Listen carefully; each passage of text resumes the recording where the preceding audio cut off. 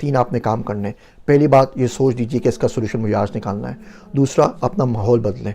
और तीसरा, थोड़ी सी नेटवर्किंग करें, थोड़ा सा बाहर निकलें।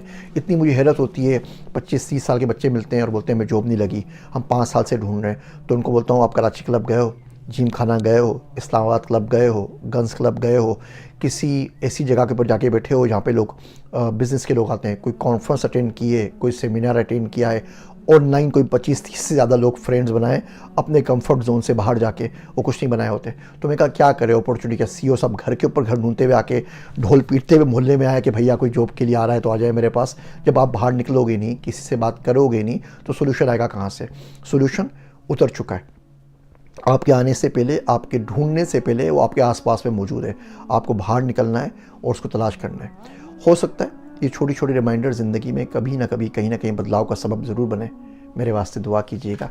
मैं हूँ आप सबका ज़ीशान उस्मानी।